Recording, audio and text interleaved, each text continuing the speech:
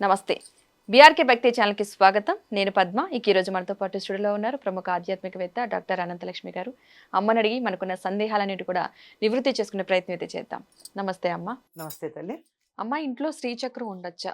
ఉంటే ఎలాంటి నియమాలు పాటించాలి? శ్రీచక్రం ఉండొచ్చు, ఉమ్. కానీ నియమాలు పాటించాలి. అది నియమాలు పాటించటానికి మాకు వీలు కాదు అన్నప్పుడు శ్రీచక్రం తెచ్చి పెట్టుకోకండి. ఎందుకు? ఏదైనా సరే శక్తివంతమైన దాన్ని పెట్టుకున్నప్పుడు ఆ శక్తిని తట్టుకోగలిగినటువంటి సామర్థ్యం ఉండాలి. ప్లాస్టిక్ గ్లాస్లో బాయిలింగ్ వాటర్ పోస్తే కాసేపు ఉంటుంది, కానీ మళ్ళీ పోస్తే ఏమవుతుంది? కరిగిపోతుంది, లేదా స్మెల్ వస్తాయి ఆ వాటర్ కూడా. అంతే. అదే పేపర్ది అయితే చిరిగిపోతుంది. అలాంటి తట్టుకోగలిగిన శక్తి బాగా ఉన్నటువంటిది, అందువల్ల తట్టుకోగలిగిన శక్తి ఉన్నప్పుడే పెట్టుకోవాలి.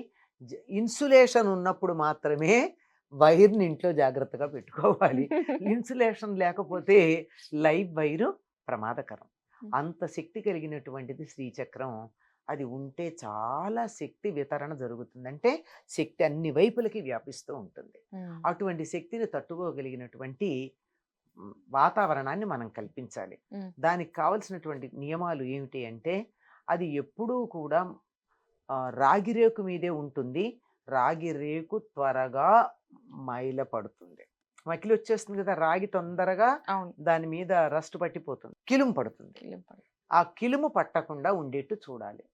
దాని మీద గాని మచ్చలు ఉన్నట్టయితే అది శ్రేయస్కరం కాదు. మనం అనుకున్న సానుకూలమైన ఫలితాలు ఇవ్వకపోగా ప్రతికూల ఫలితాలు ఇచ్చే అవకాశం ఉంది. అందువల్ల దానిని ఎప్పుడూ శుచిగా ఉంచాలి. అస్సలు మకిలి పట్టకూడదు. కనీసం వారానికి ఒక్కసారైనా దానికి అభిషేకం చేయాలి, నిత్యం చేయకపోయినా. నిత్యం అభిషేకం చేయకపోయినా కనీసం ఈ మృగముద్రతో, అంటే ఈ 3 వేళ్లతో కుంకుమ తీసి దానికి వెయ్యాలి. కనీసం ఏమీ లేకపోతే 3 సార్లు శ్రీమాత్రే నమః అంటూ దానికి కుంకుమ వేయాలి. ఈ దీపం పెట్టాలి. ఈ నియమాలు పాటించకపోయినప్పుడు ఇంట్లో ఫ్యాషనబుల్గా ఏదో అలంకారానికి పెట్టుకునేటటువంటి ఆర్టికల్ లాగా శ్రీచక్రాన్ని పెట్టుకోవాల్సినటువంటి అవసరం లేదమ్మా. లేనప్పుడు ఎందుకు పెట్టుకుంటాం? అనవసరం. తర్వాత ఇంకా ప్రధానమైనటువంటిది ఏమిటంటే, శ్రీచక్రం ఉన్నటువంటి చోట కొంచెం శుచిపాటి.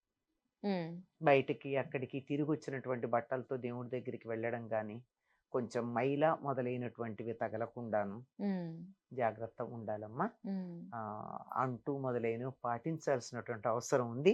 అవి ఉంటే ఈ శ్రీచక్రం పెట్టుకోండి, లేకపోతే అవసరం లేదు. తర్వాత కొత్తగా పెట్టుకుంటాము అనుకునే వాళ్ళకి నేను ఎప్పుడు ఒక్క సూచన చేస్తాను. ఏమిటి అంటే, మీ తర్వాత దాన్ని అర్చించే వాళ్ళు ఎవరైనా మీ కుటుంబంలో ఉన్నారా? దాన్ని తెచ్చి అక్కడ పెట్టాం, 50-55 ఏళ్లకు వీళ్ళు తెచ్చుకుంటారు, పెట్టుకుంటారు. వీళ్ళు ఎంతకాలం ఉంటారు? మహా అయితే 30 ఏళ్ళు ఉంటారు. అంతే కదా? అంతే. 55 ఏళ్ల వాళ్ళు ఉంటే 30 ఏళ్ళు ఉంటారు. ఆ తర్వాత ఆ శ్రీచక్రం ఏం చేస్తారు?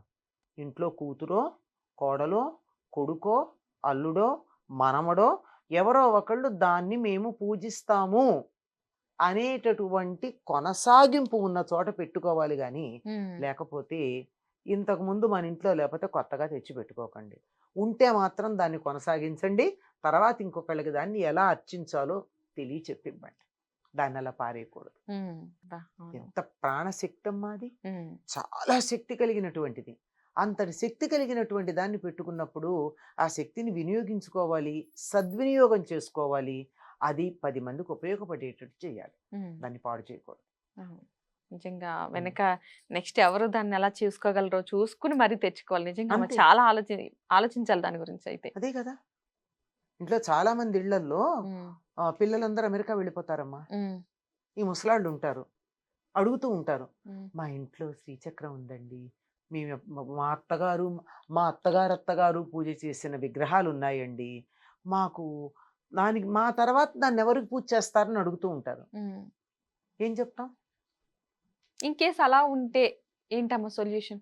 దాన్ని ఎవరన్నా మేము చేస్తాము అని నమ్మకంగా చేసేటటువంటి వాళ్ళకి ఇవ్వచ్చు. ఇచ్చేటప్పుడు ఊరికే ఇవ్వకూడదండి. వాళ్ళకి ధూపదీప నైవేద్యాలు కొంత సొమ్మిచ్చి ఇవ్వాలి, లేదా దేవాలయంలో మేము చేస్తాము అని ఒప్పుకున్నటువంటి దేవాలయంలో దానికి ధూపదీప నైవేద్యాలకి కొంత సొమ్ము ఇచ్చివ్వాలి, ఊరికే ఓహో. ఇవ్వకూడదు. ఓకే. ఇన్ కేస్ అలా విగ్రహాలు గాని శ్రీచక్రం గాని ఇంట్లో ఉండిపోయింది, ఇంక తర్వాత తరం లేదనుకుందాం, ఉమ్, ఇంక చేసేవాళ్ళు లేరు, చేసేవాళ్ళు. అదేమో వాళ్ళకి అర్థమైంది ఆ విషయం, ఉమ్. ఇచ్చేవాళ్ళకి కాస్త ఇప్పుడు కొత్తగా పెళ్ళైన అమ్మాయి ఉంటుంది, ఉమ్, నాకు పూజ చేసుకోవాలని కుతూహలం ఉంది అంటుంది. ఉమ్, అమ్మ నువ్వు కొత్త విగ్రహాలు కొనుక్కోకు, నీ చేసిన విగ్రహం ఇస్తానని ఇవ్వండి. ఉమ్, ఆ అమ్మాయికి తృప్తి, మనకి మన విగ్రహం ఉంటుంది. అమ్మ నువ్వు తప్పకుండా చేస్తావా, ఉమ్, కొంచెం నియమాలు పాటిస్తావా, ఉమ్, ఉమ్, ఉమ్, రోజు దీపం పెడతావా, కొంచెం శుచి పాటిస్తావా, ఉమ్, ఎట్లా పడితే అట్లా దేవుడి దగ్గరికి వెళ్ళడం, ఆ బట్టలతో ఈ బట్టలతో ముట్టుకోవడం లాంటివి చేయకుండా చేస్తావా, ఉమ్, అయితే ఇస్తా, ఉమ్, తీసుకో. ఉమ్, నేను ఎన్నో సంవత్సరాలుగా పూజ చేసినటువంటి విగ్రహం గనక ఉమ్. దానికి శక్తి ఉంటుంది, తీసుకోమని ఇవ్వచ్చు. ఓకే. ఉమ్. చాలా చాలా మంచి వివరాలు అందించారమ్మా. ధన్యవాదాలమ్మా.